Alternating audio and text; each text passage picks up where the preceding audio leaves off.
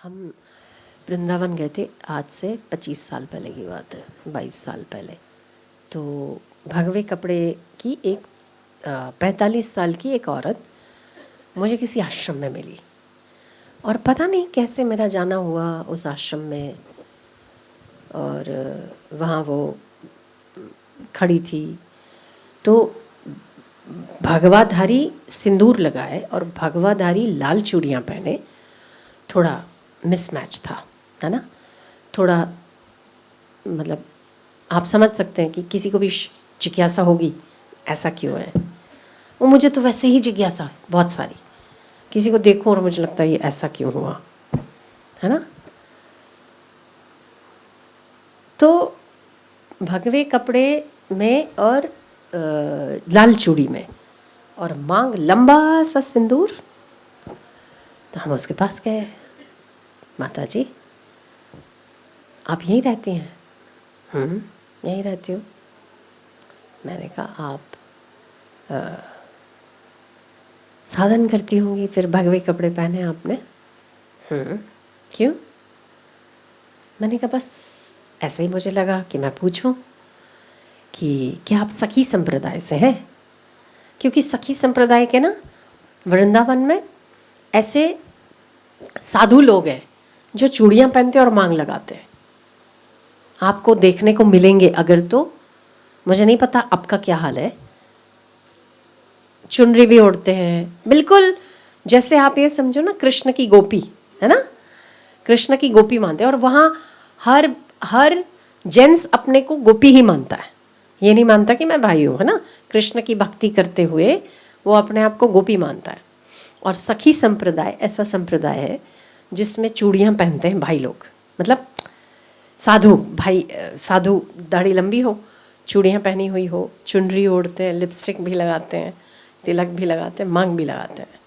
वो सखी संप्रदाय में हम परमात्मा की सखी हैं, है ना। हम ईश्वर की सखी हैं। तो सखी होने में अब कोई ऐसे तैयार होगा तो जो बाहर से कोई भाई आएगा वो कहेगा ना, देख बाइलो है साहब, हम आउ થઈ ગયું છે। कई लोग टोकने वाले बोलते हैं, है ना, बोलते हैं, फिर भी उन्हें परवाह नहीं है। वो ये समझते हैं कि हम ऐसा स्वरूप धारण करके भी हमारे कृष्ण को आनंद दे सकते हैं ना। सखी संप्रदाय उस पे काम करता है कि हम ईश्वर को आनंद देने के लिए ऐसे स्वरूप धारण करते हैं ताकि वो खुश हो, ताकि वो मुस्काए, है ना। तो सखी संप्रदाय में ये मैंने पूछा उनसे, मैंने कहा आप सखी संप्रदाय से हैं? मैंने कहा आप किसी गुरु की शिष्य तो लग रही हैं। तो मुझे थोड़ा जानने की जिज्ञासा थी कि आपने कोई वजह है कि चूड़ियाँ पहनी है, मांग में सिंदूर है और कपड़े भगवे हैं। फिर उसने मेरा हाथ पकड़ा, हाथ पकड़ के अपने कमरे में ले गई। कमरे में ले गई तो वहाँ 4 फुट की, 4 साढ़े 4 फीट की कृष्ण की मूर्ति थी, और कृष्ण की मूर्ति दूल्हे जैसी सजी हुई थी, जैसे दूल्हे को मुकुट पहनाते हैं, सेहरा पहनाते हैं ना, शादी में जैसे बैठता है दूल्हा, सेहरा लगाते हैं, धोती भी वैसी, पीताम्बर भी वैसा, एकदम झलमल झलमिल कर रहा था। दीपक जल रहा था, छोटा सा आगे यज्ञ कुंड था और जल रहा था। बोले चूड़ियाँ और मांग इस सांप का नाम, इस सांप के नाम का है। मैंने कहा अच्छा, फिर ठीक है, क्योंकि वृंदावन था तो बात भी बनती थी। और ये जो अज्यूम करते हैं हम कि शायद ऐसा ही कुछ होगा। फिर मुझे थोड़ा और रस आया, हम उसके पास बैठे, कितने घंटे बैठे, फिर सब पूछा। सार बता देते हैं। तो सार में ये कहा उन्होंने कि मैं जब वो उस समय की प्रोफेसर थी, उस समय में कॉलेज पढ़ना भी बहुत बड़ी बात थी। लोग मैट्रिक पढ़ लेते, 10वीं पढ़ लेते तो लोग कॉलेज समझते थे कि हमने कॉलेज पढ़ लिया ना, 10 पढ़ लिया बहुत हो गया। और वो भी औरतें कम ही पढ़ती थी, इन्होंने तो कॉलेज पढ़ ली, प्रोफेसर बन गई, जॉब करती थी और फिर आती थी आनंदमयी माँ के पास। तो आनंदमयी माँ से उनको प्रीति हो गई। प्रीति हो गई तो उसने बोला कि अब मुझे जॉब में मन नहीं लगता, मैं नहीं कर सकती कुछ भी। तो माँ ने बोला कि आती जाती रहा कर। तो वो आती जाती थी, पर आपको पता है ना, कहते हैं कि संतों से प्रीति हो जाए ना। किसी ने पूछा किसी महापुरुष से कि देखो आप कहते हो कि भगवान निराकार है, हमने तो नहीं देखा। आप कहते हो कि भगवान दयालु है, हमने नहीं देखा। आप कहते हो भगवान परम सुहृद है, आप कहते हो तो हम मानते हैं, पर हमने अपना अनुभव नहीं किया। हमने तो आपको देखा है, आप दयालु हो, आप परम सुहृद हो, आप करुणा करते हो, आप सुनते हो। हम कितने भी दूर हो पर आप हमारी बात सुनते हो, हमें संकटों से उबारते हो। तो ये सारे जो सद्गुण हैं वो हमने भगवान में तो नहीं देखे पर आप में देखे हैं। आप बताइए भगवान से प्रीति कैसे होती है? तो वो महापुरुष बहुत जोर से हंसे, क्योंकि कभी कभी ना किसी किसी के सवाल ऐसे होते हैं जिसमें बहुत हंसी आती है। उन्हें भी आई होगी। वो हंसे।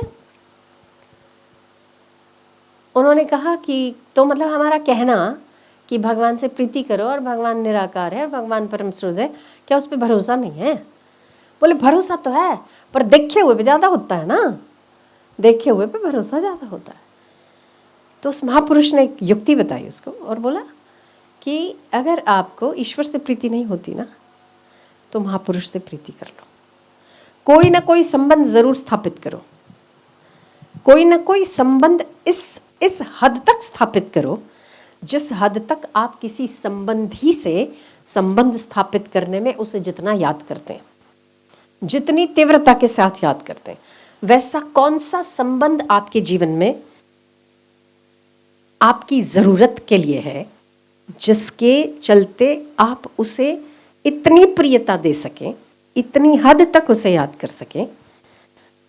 अगर आप भगवान को नहीं मानोगे और महापुरुषों से प्रीति कर लोगे ना, तो भी काम हो जाएगा। मुझे वो बात इससे बड़ी रिलेटेड लगी। आनंदमयी माँ से उसकी प्रीति हो गई। अब वो घर में रह नहीं सकी, एक एक दिन उसको भारी लगने लगा, है ना। पहले तो थोड़ा आती जाती रही, थोड़ा जॉब भी करती रही। माँ ने कहा कि अभी जॉब मत छोड़ो। फिर एक दिन आई और उसने माता पिता को नहीं बताया, आई और उसने कहा कि अब मैं नहीं रह सकती हूँ। तो माँ ने कहा कि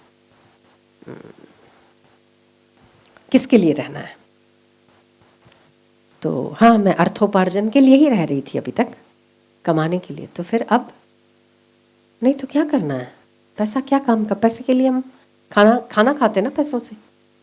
तो आपके चरणों में आएंगे, खाना नहीं देंगे आप? माँ बहुत हंसी, बोली कि अभी तुम लौट जाओ, माता पिता की आज्ञा लेकर आना। नहीं, मुझे किसी की आज्ञा नहीं लेनी। मेरे माता भी आप हैं, पिता भी आप हैं, बंधु भी आप हैं, सखा भी आप हैं, सब कुछ आप है। मेरा हर रिश्ता आपसे। अब मैं किसी दुनिया वाली को नहीं जानती हूँ, दुनिया वाले को नहीं जानती हूँ, और अब मैं यहाँ से नहीं जाऊँगी। माँ ने समझाया, इस बार जाओ, अगली बार आ जाओ। वो कदम तो बाहर रखी पर उसका दिल नहीं माना।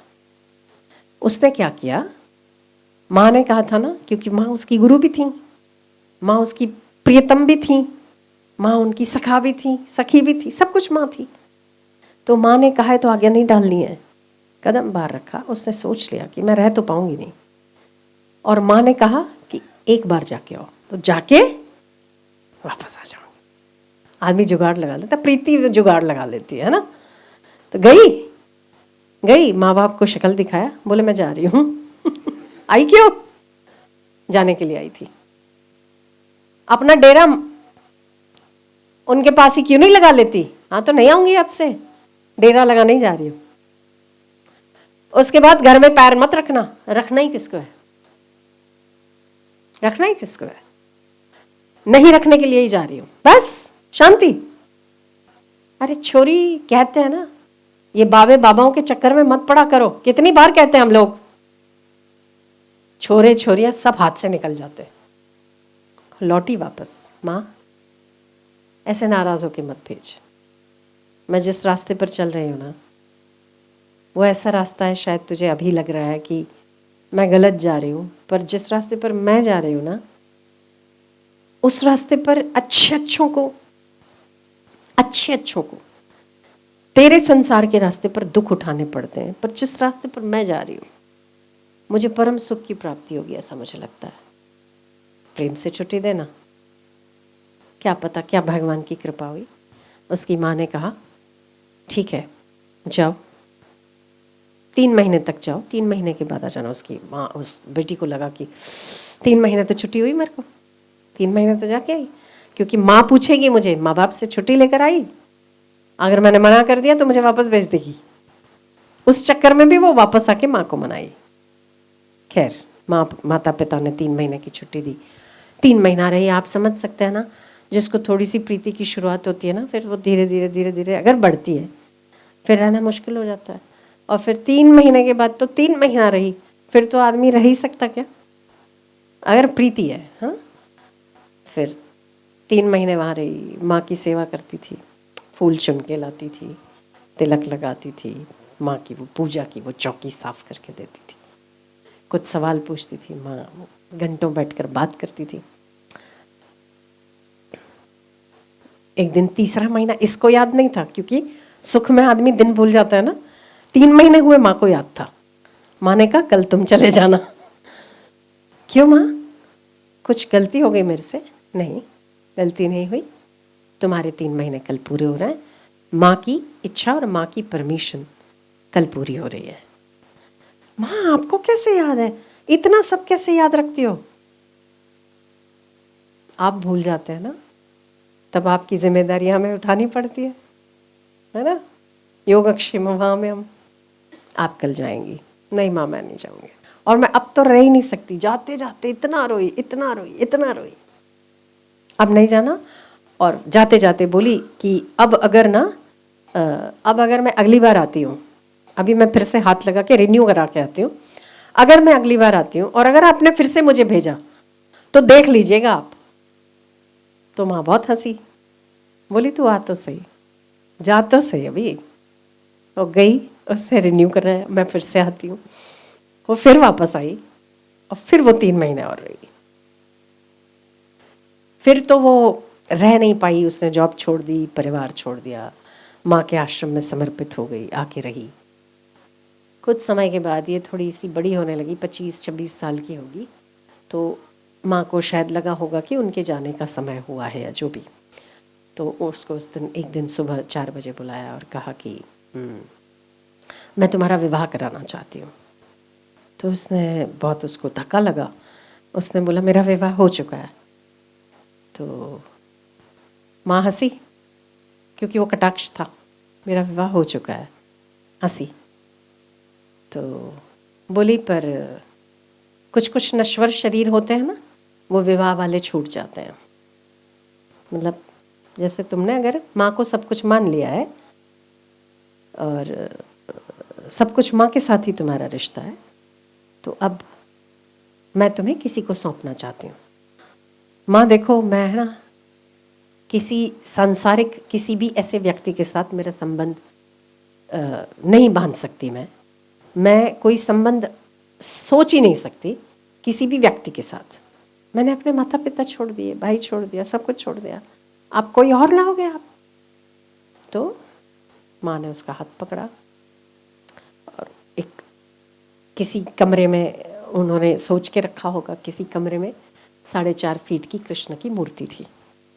और माँ ने विधिवत सुबह सुबह ब्राह्मण बनी, खुद आनंदमयी माँ खुद ब्राह्मण बनी, मंत्रों का उच्चारण किया, इसको दुल्हन की साड़ी पहनाई, इसको कंगन पहनाए और इसका विवाह करवा दिया कृष्ण से। अब से तुम्हारा पति है और यही तुम्हारा ख्याल रखेगा। खूब रोई खूब रोई। आप कहाँ जा रही हैं? मैं कहीं नहीं जा रही हूँ, जब भी मुझे देखना हो इसी में देख लेना। तब उस दिन के बाद जैसा माँ ने सजाया था उसको, वैसा वो आज भी सजाती है। श्रद्धा ही तो है। माँ को गए हुए बहुत समय हो गया, बहुत से, शायद मैंने मैया लेके गए थे आशीर्वाद दिलवाने। हमारे दर्शन हुए थे, बहुत छोटे से थे, पर इतने वर्ष हो गए तब भी आज भी वो वैसे ही सजाती जैसे माँ ने उसे सजाकर उसके फेरे फिरवाए। जो माँ ने चुनरी दी थी, जो दिया था, वो भी फट गई होगी, टूट गई होगी, उसका भी हिस्सा काट काट के नई चुनरी में डाल के आज भी वो चुनरी को जिंदा रखा है। ये गुरु के प्रति श्रद्धा नहीं तो क्या है बताओ? ऐसी प्रीति होनी चाहिए। फिर मैंने कहा निकम्मे ने कभी साथ दिया कि नहीं? ऐसे ही बस टाइम पास, ऐसे ही मैंने पूछ लिया। हम थोड़ा कभी कभी ना थोड़ा ऐसे मज़े ले लेते हैं। तो मैंने बोला अच्छा आपने शादी वादी कर रखी है तो सब ठीक है, पर निकम्मे ने साथ दिया कि अभी तक? ऐसे ही बस माँ ने आपको ऐसे ही बस, मतलब अपन नहीं कहते हैं चिपका दिया ऐसे कि भाई तू उससे खुश रहे, मुझे जाने दे है ना? तो इस निकम्मे ने कभी साथ वाथ दिया कि ऐसे ही बस टाइम पास है? तो फिर बोली नहीं नहीं दिया दिया दिया। मैंने कहा चलो अब बताओ, अगर दिया तो बताओ कहाँ दिया? फिर उसने अनुभव बताया। ऐसे बोलेंगे तो ही बताया उसने। निकम्मा अपने पति के लिए कोई सुन सकता है क्या? नहीं, वो बताएगी क्या क्या क्या काम किया उसने।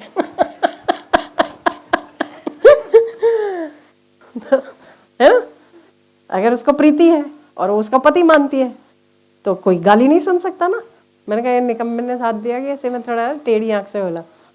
मैं बस झूठा है, चोर है, बेईमान है। इस निकम्मे ने, माँ ने, गुरु ने शादी कराई आपकी, इस निकम्मे ने साथ दिया कि नहीं दिया? ऐसे ही बस टाइम पास। उसने बताया, उसने बोला मेरी 84 गोवर्धन परिक्रमा उनका नियम है साल में एक बार। उस माता जी का जो में थी भगवीधारी, तो उनका तो जिस दिन गोवर्धन परिक्रमा होती है उस दिन ये बीमार थी और चल नहीं पा रही थी। तो खूब रोई, अपने जो 4.5 फुटिया खड़ा है ना उसके वहाँ, उसको खूब बोले हर साल तो मैं गोवर्धन की परिक्रमा करती हूँ, इस बार मैं नहीं आ पाऊंगी, मेरी ओर से कौन? तू ही कर लेगा, तू ही करना। तो इसको आवाज़ आई, मैं हूँ ना, मैं करा लूँगा, मैं हूँ ना, मैं करा लूँगा। इसको लगा कि शायद ऐसे ही मुझे कुछ भी ऐसे ही आ रहा है। फिर से रोई, फिर से बोली मैं इस बार नहीं कर पाऊंगी, शायद मैं ना चल भी नहीं पाऊंगी। उसने फिर बोला मैं हूं ना, मैं करा लूंगा। उसे हिम्मत आई कि मैं दूसरी बार गलत नहीं सुन रही हूं। गोवर्धन परिक्रमा के दिन में सुबह सुबह उठ के राधा कुंड गई। राधा कुंड के बाद वो गोवर्धन परिक्रमा के लिए खड़ी हुई तो चल नहीं पाई, बहुत कमजोरी थी शरीर में, चल नहीं पाई। इतने में ना एक ऑटो में एक छोटा सा बेटा बैठा था, बच्चा। अम्मा अम्मा, उसने देखा, बोले तो परिक्रमा कर रही है क्या? गोवर्धन की परिक्रमा करती है? हाँ बेटा, लग रहा है ना तू बहुत थकी थकी सी, आजा ना इधर बैठ जा, अपन रिक्शा में कर लेते हैं। बोला बेटा पैदल ही करने का मेरा नियम है। अरे कुछ नहीं होता, मैं हूं ना, मैं करा लूंगा। इसको याद आया, मैं हूं ना, मैं करा लूंगा। तो बड़ी खुश हुई, बेटा मैं चल नहीं पा रही हूँ, आजा ना, मैं हाथ पकड़ के। उसने उसका हाथ पकड़ा, फिर बोलता है कि ऐसे हाथ पकड़ के तो धीरे धीरे कर ही लेगी ना, पहले तो रिक्शा की लालच दिया, जा रिक्शा में बैठ जा। फिर बोलता है कि धीरे धीरे कर ही लेगी ना, मेरा हाथ पकड़ लिया है तो। हाँ बेटा तू कितना ही करा ले, मुझे लग रहा है कि अब मेरे में थोड़ी ताकत है, मैं कर लूँगी। नहीं पर मैं तुझे इतना तकलीफ देना नहीं चाहता हूँ, अच्छा चल अपन रिक्शा में बैठते हैं। उसने उसको ऑटो में बिठवाया और उसने परिक्रमा करवाई।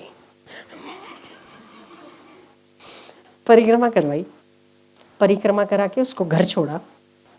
घर छोड़ के बोलता है मैंने कहा था ना मैं करा लूंगा। ये अनुभव नहीं है?